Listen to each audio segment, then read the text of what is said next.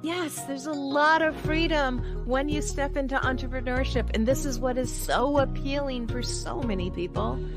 First of all, it's the freedom to parent and to live the life that you want with your family. Maybe you have a special needs sibling or other person that you need to take care of, and stepping into entrepreneurship means that you're able to work from home or work around their schedules. That's a really big deal.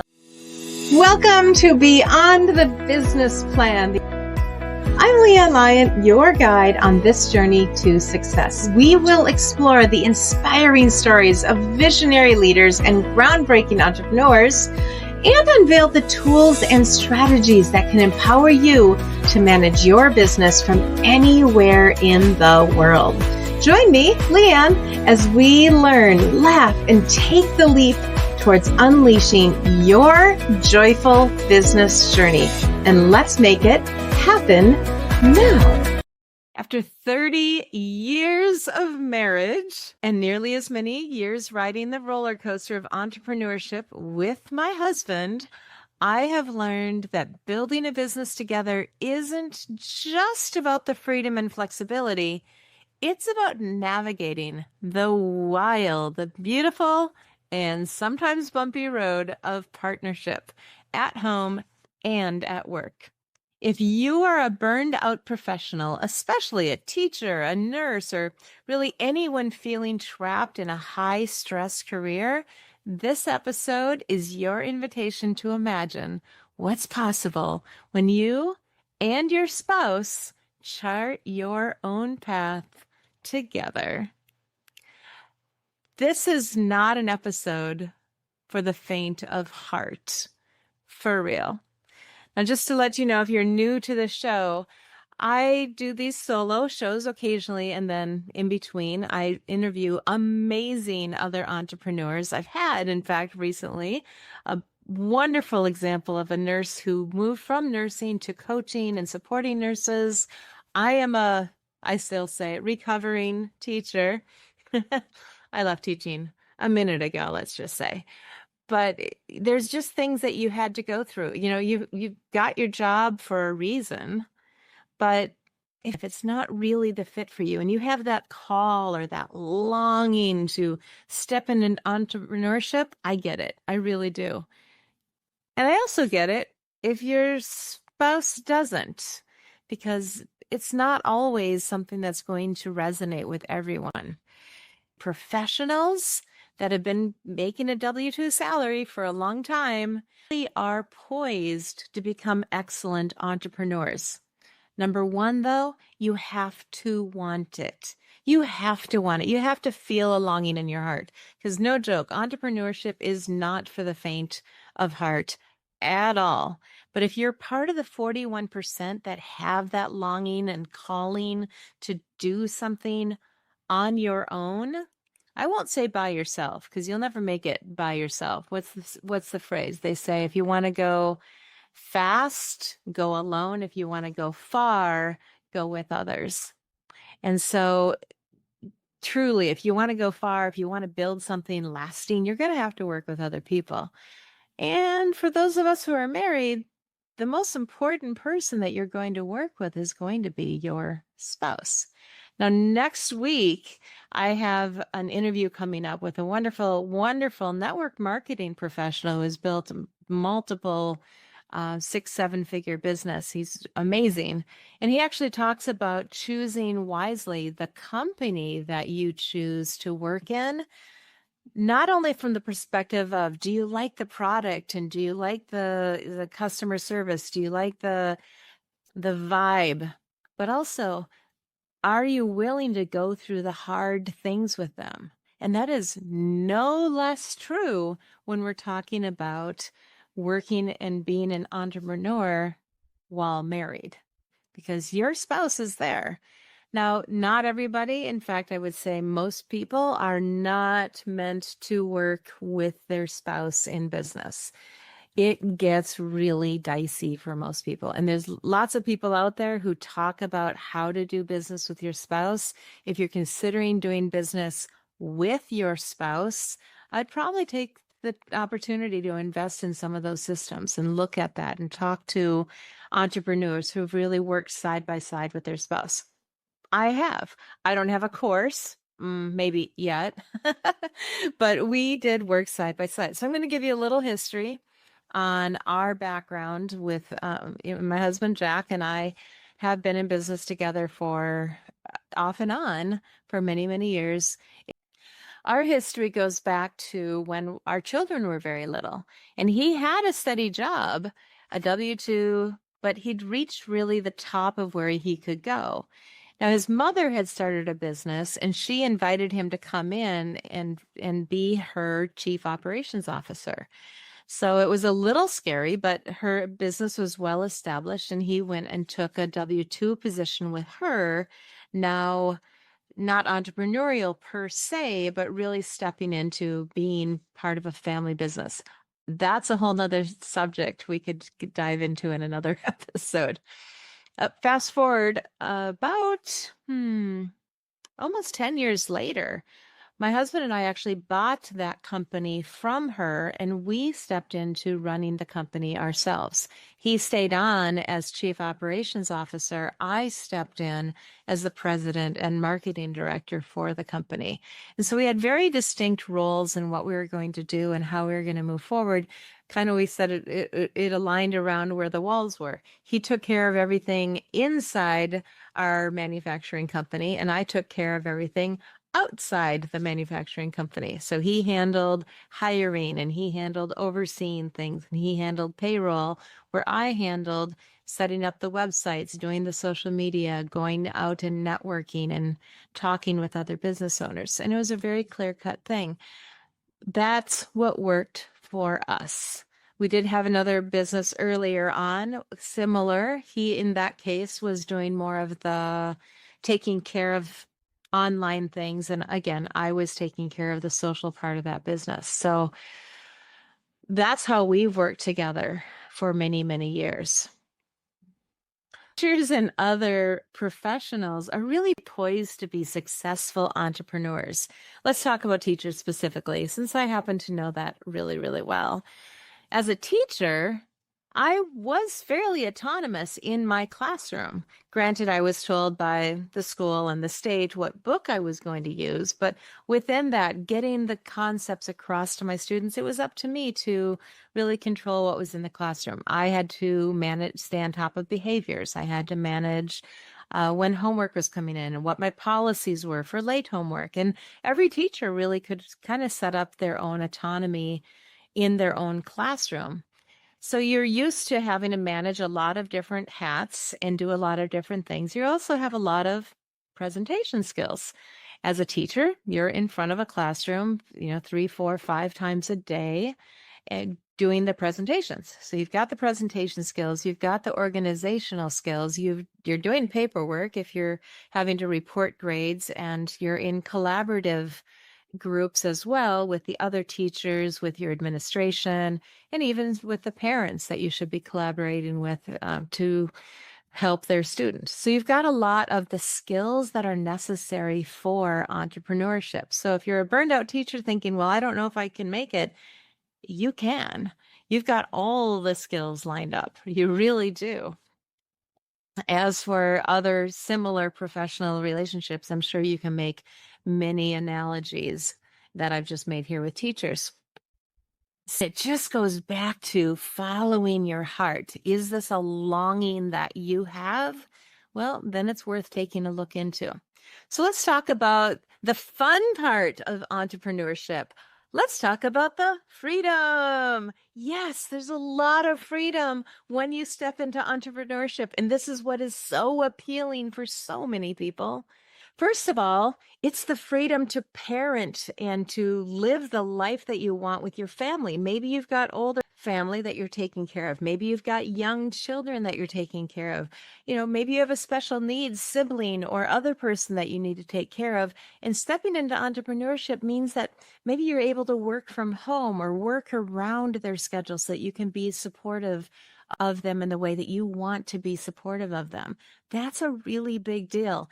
As you continue to listen to my episodes, many of my guests will talk about they stepped into entrepreneurship so that they could stay home with their young children. And to be fair, it's not far off from me. I thought I was going to go back to teaching after our daughter was born, and then after our next daughter was born. But when it came down to it, I didn't want to leave them. I didn't want to be dropping them off at 6 a.m. so that I could be at a school by 7 a.m. and just miss all of that time with them. And so I didn't go back to teaching. We also employed some called an au pair. This is an official government visa that is available. There's about 6 different agencies that I'm aware of that help find young people who want to come over to the United States on a temporary visa, and they can care for your children up to 45 hours per week in your home, because guess what? They live in your home. And that was a huge blessing for us. So they were able to still stay in the house, the kids were, but also go out and have play dates and go do fun things. And it was kind of under my direction. Hey, why don't you take them to the zoo while I wrap up this project that I'm working on? And so there was a lot more interactivity and control over what my kids were eating and what they were getting exposed to in terms of foods and beverages and just experiences in life. So lots of people appreciate the freedom to parent and be part of their families more so. Location independence is another appeal.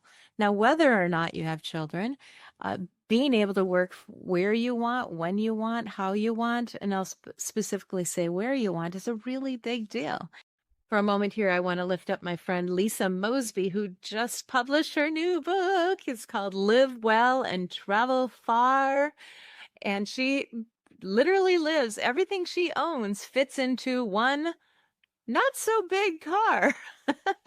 And she travels, and I'm blessed that she's coming up here to Minnesota. Shortly she'll be here. I'm very excited to see her, but she is where she wants to be. She travels. She's traveled to other countries. She's been living in various places in Florida.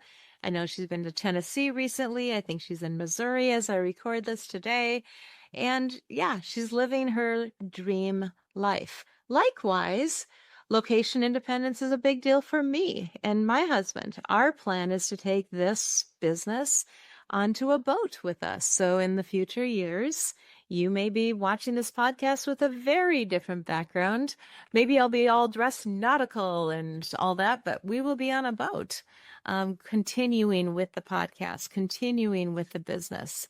Location independence, the ability to travel the world, that's what's a big calling in my heart. I want to see as much of this beautiful planet as I can while we can.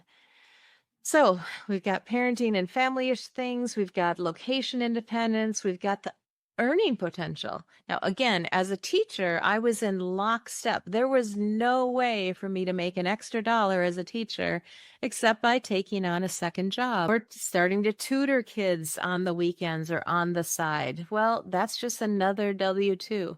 So the opportunity with entrepreneurship is to potentially have unlimited earnings versus the fixed salary that many, many professions have. And finally, there's the creative autonomy.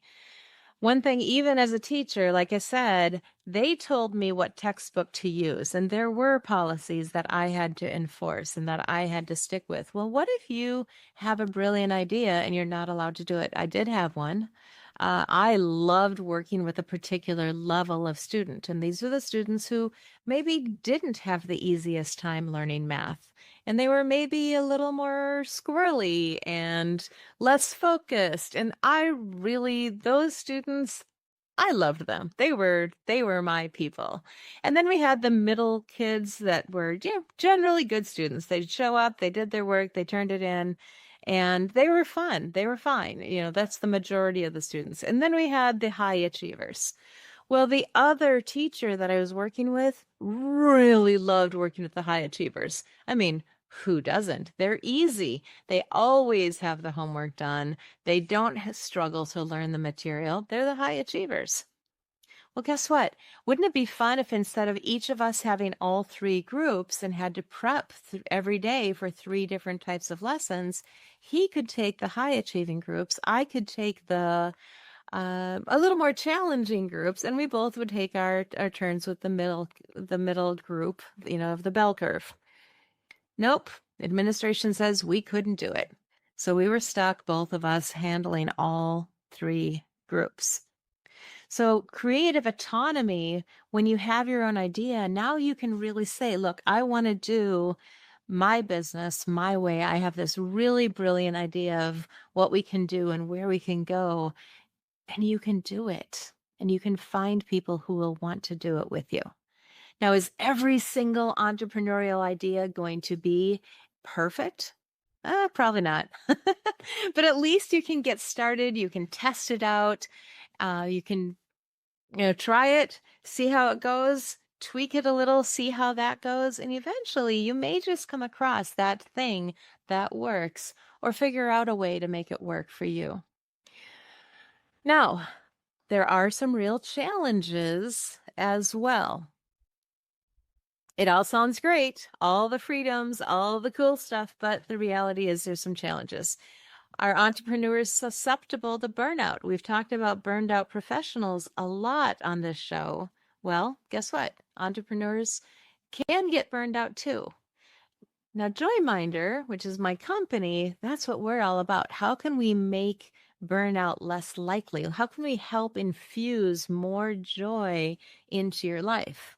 Now, we think that helping W-2 burned out professionals become entrepreneurs can be a more joyful experience. And that's what we want to have. That's why we put out our joyful, inspirational quotes. It's why we have all of our things that we have on our website. But the reality is, if you don't manage your work-life balance, if you don't manage the fact that you need to have a life, you can get burned out as an entrepreneur too. It happens more often than you think. So you have to intentionally go into entrepreneurship, knowing what you're going to put into it and what you're not. And in the beginning, you're going to put a lot into it. Lord knows, and I mean it, that, restarting this podcast and some of the other changes that I'm making with Joyminder Solutions right now, there's a lot that I'm putting into this right now. And my husband and I have had to talk about it a lot so that he understands what we're doing. And we're going to get into that on the second half of the show coming up. Last couple things, though, as far as real challenges, we talked about burnout. We talked about, work-life balance. Are you getting up? Are you stretching? Are you moving? Are you meeting your other needs in your life? Physical, mental, emotional, spiritual. Make sure that those become part of your business plan from the beginning. And then while there's unlimited earning potential, there's also the absolute uncertainty as to where the next dollar is coming in. Especially when you're getting started, it may feel really daunting. Like, how do I know I can even make money? Which is why a lot of people start a business on the side, not just quitting their jobs and starting over. No, once again, I have a speaker coming up in a few weeks, months. I'm not exactly sure. His name is Jeff Clapp. Look for him. He ended up becoming an entrepreneur because he didn't have a job anymore. And so that happens as well. Now he can't even imagine going back and getting a job. So wherever you're at, start where you're at, jump into it if you can. But again, as a burned out professional, maybe you have that little bit of a nest egg. Maybe you're willing to put in 6 months, 12 months, 18 months into doing something to build something meaningful and use up some of that nest egg. After all, you can't take it with you, so might be worth investing into yourself. Finally, just communication. Communication can be a real challenge, especially if you are the entrepreneur and your spouse is not, but even if you're both in it together and you're starting the business together. Again, I encourage you, listen to the other shows because I talk to entrepreneur after entrepreneur, married ones, single ones, people who are doing things with their spouse, people who are doing things separate, just completely on their own. So, be inspired by those stories. Reach out to those professionals those other entrepreneurs that you find a kinship with. Feel free. I mean, they all are on this show because they want to reach more people. They want to talk with more people. And that's why I'm highlighting them. So it's my pleasure to do that. We're going to take a quick break. And when we come back, we're going to talk about those conversations you should have with your spouse that has to be part of your entrepreneurial journey. And we'll wrap it up with just a little bit more inspiration because after all, Joyminder is all about having joy and reminding you to have joy in this entrepreneurial experience. I'll be right back. Hey, coffee aficionados and entrepreneurs, LeAnn Lyon here. Are you craving that caffeine kick, but looking for a healthier alternative? Well, 9 years ago, I discovered the ultimate collection of energizing options to fuel your entrepreneurial spirit without the jitters. Discover your next favorite pick-me-up today and keep your business dreams brewing strong. Hear what it did for me by visiting this website, whyIlovemycoffee.com. Yes, that's the URL, whyIlovemycoffee.com, because your peak performance deserves more than just another cup of joe. And we're back. Hi, I'm LeAnn Lyon, and this is, my show. Welcome back to Beyond the Business Plan. We have been talking about the entrepreneurial journey, especially when you have a spouse, because it's a whole different ball of wax. If you're just on your own, there's things you can just decide you're going to do. But if you have a spouse, you have to be able to work with them. So you want to understand, all the freedoms and the challenges that are out there. And that's what we covered in the first half of today's show. Now we're going to move into the specific conversation to have with your spouse, as well as we'll wrap up with a little bit of inspiration at the end. So, conversations with your spouse. There's a few things that you should really talk about. First of all, have a shared vision and start with yours. If you're the entrepreneur, if you're the one feeling like this is something I'm called to do, this is something that if I don't do this, I will have regrets at the end of my life. Okay? That's a big deal and it's real. If you're feeling that, don't ignore it. Go find a quiet space and write it all out or talk it all out or grab your favorite AI and have a conversation about it. That's a real thing. If you want to know more about that, join me on one of my Q&A calls and ask me how I do a lot of the things that I do. I use AI quite a bit these days, but you can use AI or another person to really, or just yourself. I like to journal too. I grab my journal and I have a good conversation, and really it's my way of meditation and even prayer. In my journal, I will actually write, "Dear God, this is what's going on." And I do feel like things move and shift inside of me while I'm doing that journaling. So have your vision, know what it's about, really sink into it and understand really what this could mean for you and for the two of you, and even for your family if you have one, if you carry out this vision and if you don't. Because if you don't do the calling on your heart, I believe that the calling on our heart is a gift from God. And so I think we have an obligation really to follow those callings. And if we don't, we will have regrets. We will have a moment at the end of our life. I believe we have moments where we'll look back and say, I didn't follow the path I was supposed to be on. Now, many of you, if you're a burned out professional, you started on a path when you were young. You started on a path when you were 20 or so, saying, I'm going to be a teacher, a doctor, a lawyer, a plumber, whatever it is. But you got to a point where you're like, I'm just burned out.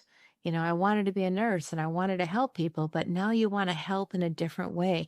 And by the way, all that you've done was wonderful, perfect experience because you learned about so many things and so many ways that you can help people now, just in a different way, or maybe in your way instead of the corporate way. So dig into your vision, know what your vision is, know why you want to achieve it, and really also dig into what will happen if you don't. And then share that vision with your spouse. Make a date. Set aside a time. Don't just toss it out over dinner one day. Just actually sit down and say, I want to talk with you about something that's on my heart. And maybe you do go to a special place. Maybe you go out for dinner, or you say, hey, let's go for a walk, but this is what I want to talk about. Whatever works for you and your spouse, but make it a separate set conversation and share your vision about what you want to do. And in that conversation, you might want to take a few notes coming up. Talk about risk. Talk about your risk tolerance and talk about their risk tolerance, because everybody has a different level of risk tolerance. Because going into entrepreneurship, you're going to take some risks. How much are you going to risk? And that goes into the whole discussion of, are you going to quit your job and jump full-time into this? Are you going to start it on the side and end up working longer hours for a while you feel out whether it works or not? Are you going to ask your spouse to get a job? Maybe they haven't had one, so that you can start your entrepreneurial journey, but still feel like you have benefits. There's so many different ways that you can navigate this. Or are you and your spouse jumping into business together? Your shared vision, maybe that they are working with you in a business with you. Maybe they don't even know it. So then hey, I want you to do this with me.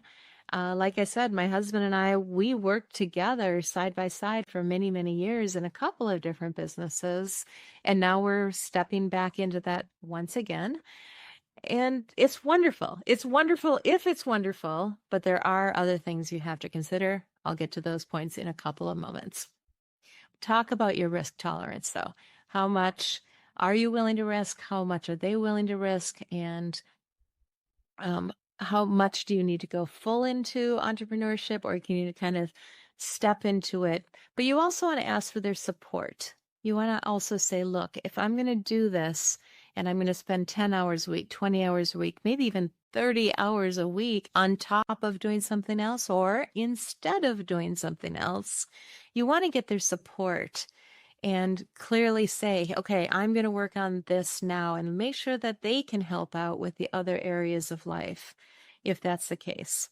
Maybe you're the primary caregiver for anybody, for children, for other adults, for a sibling.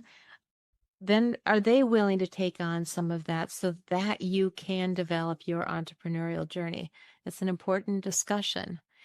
Also, just general division of labor. If you are, when you're getting started, let's say with a podcast, I recorded episode after episode after episode, sometimes 3 in a day, when I was getting up enough episodes to really launch this well.